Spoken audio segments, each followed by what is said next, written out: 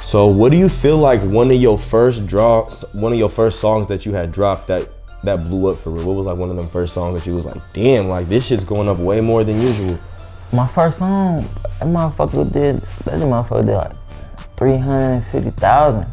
My first song I ever dropped. Your very first song you ever dropped? My first song. That's why I say it moved so fast for me that I didn't even realize like this shit big, you feel me? Like, but my first song, and then I had down there the whole Oakland in my shit, you feel me? So that shit moved so quick I wasn't even paying attention to that shit. Like, you can go look up the video right now, yeah, hating on me. That motherfucker did cool.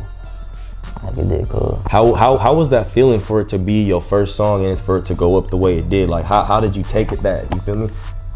You said, huh? How was that feeling when you had dropped the song and you seen it going up and it being your very first song, you feel me? And you just seeing like, damn, like, this is my first song, niggas is really fucking with me. Like, how was that feeling? It was cool, like, because even when I was dropping music, I was still wasn't even moving around, so motherfuckers wasn't even really seeing me. It was more so of like, in the hood type shit, motherfuckers, you know what I'm saying? Like, that shit go crazy, like, keep going, you gotta keep it lit. But motherfuckers that I fuck with tapping in on the gram and shit, you know what I'm saying shit, and a few people, but it was like motherfuckers I knew who was really promoting it or off it and shit like that. Like, I ain't start seeing no other support from other cities and other motherfuckers till later on a little bit. Okay, I feel that. So let's kind of get into one of the songs that caught my attention, like from the very first time I heard it, and I'm talking about Keep It On Me. Let's talk about the process of recording that song, you feel me, the meaning behind that song, you feel me, and just, you feel me, everything that happened after that song.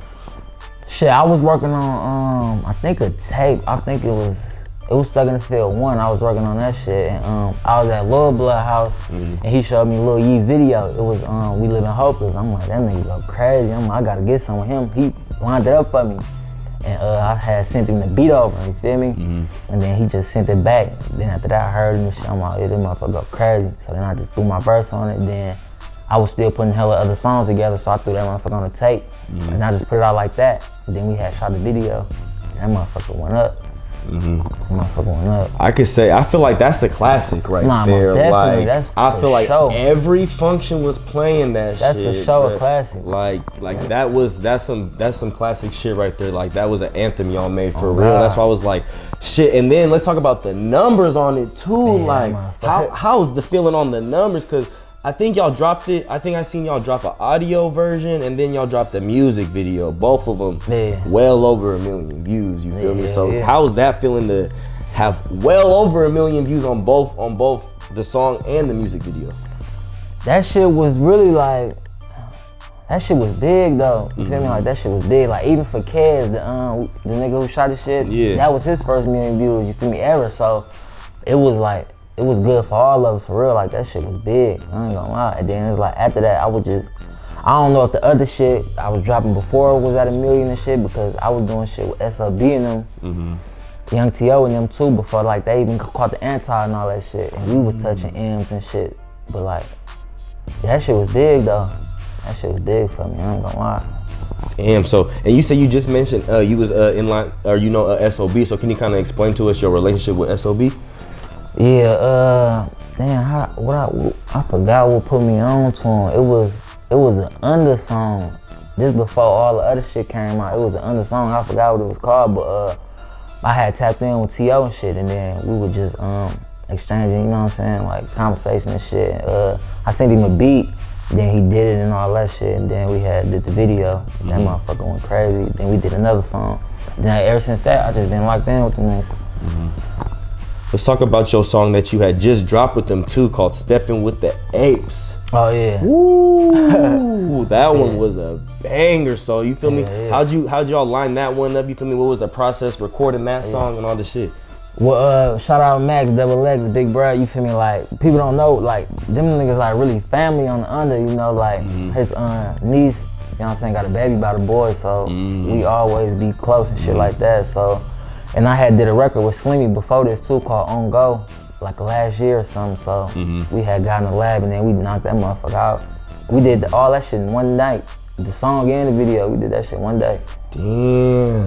We did that shit one day. That's crazy. How was it seeing them blow up in their career? Cause you feel me, you said you watched them before they was really like a group, and then see them damn near go mainstream. Like, how was that feeling? You feel me? Like, I was working with these niggas. Hell yeah, I was happy for them niggas for sure, because it's like, we barely see that shit coming from where we come from, like, especially on some mainstream shit, niggas barely get on like that. So when it happened, it was like, damn, that's what's up. And it was like, I could vouch, like, I was not really a part of that, but it was like, I got to witness that shit, you feel me? So I was proud for them niggas for sure. How did you feel when the whole breakup and stuff happened with the group, and you had worked with them prior, and it was just like, you feel me? What was your take on that? That was really, they business, you feel me? Like, I ain't getting to that shit and nothing like that. I was just like, I just looked at it like that's some brother shit going on, you feel me? Like, maybe later on down the line they'll work that shit out, you feel me, if it don't get too serious, but I don't know. I feel like they all just doing their own shit right now, you feel me? Like, miscommunication, whatever the case is, but they'll figure that shit out. Facts. So let's get into another song by you called Going Through Some Shit, man. Hey. I was fucking with that one. Can you kind of tell us just, you feel me, the process of making that song, recording it, whoop. I was recording with DJ 12. I used to stay going to his studio and shit. That's where I was making all my songs at, for real. But like I say, like, I was just, around all that time, I was just moving, bro. I was just making songs. I was just dropping shit. I was way more consistent than what I am now, you feel me? Like, cause I was really just having fun with the shit. Not saying I ain't having fun no more, but like I say, a nigga trying to get more in tune with the business. So I'm watching everything I do, but that's one of my favorite songs for sure. That motherfucker get good feedback every time, still to this day. Like, and that's the type of time, like, I'm on for real. Like, that type of song, like, that's the shit I'm on. Like, the real shit, you feel me? When I'm speaking about real shit. So that's the type of shit a nigga be trying to be on now. Like, more struggle shit, more deep shit. Right, more real shit. Yeah, more real shit. That because shit. That's what I go through. Like, I don't want to speak about nothing but some real shit, for real. Facts, I can feel that. So, and then we seen, like, throughout the years, you did some drops with Thizzler. So can you kind of explain to us your relationship with him? Thizzler, when I first, who took me up there? No, I think they reached out to me, if I'm mistaken, but I forgot what I dropped with Thizzler at first. After all that, after they keep it on around all that time, I was just dropping through their ass. That's all I can remember. Shit, I was just dropping through Thizzler for sure. Yeah, but then, I don't know, it's like, I just wanted to do my own shit, like get my own YouTube page, monetize my own shit, get my own money, get paid for my own shit, like, you feel me? Then, I guess now they doing like the deals and shit with the artists and shit and all that, and getting paid, but they wasn't doing that before? Yeah, they wouldn't, unless I didn't know about it, you feel me, but I never knew that, you feel me, but they're a cool platform for people. Like I said, to this day, I still got some niggas right now who I be trying to plug in with them and shit. Like, they're a cool platform for the Bay for sure. Facts. So how do you feel about the music scene in the Bay Area right now? Like, what's your opinion on it? What's your take on it? Niggas doing their thing. A lot of niggas doing their thing for sure. Like, but me, like, I don't really wanna, I'm trying to, like, come with my own sound type shit, because I ain't gonna lie, it's like a lot of niggas sounding the same, you feel me? Like, and it's like, from the beats to the sound type shit, and it's like, some niggas doing their thing, you feel me, ain't nothing wrong with it, but like, as far as me, like, I don't wanna just be stuck on a Bay Area sound type shit. Like, I wanna take my shit global type shit. Facts.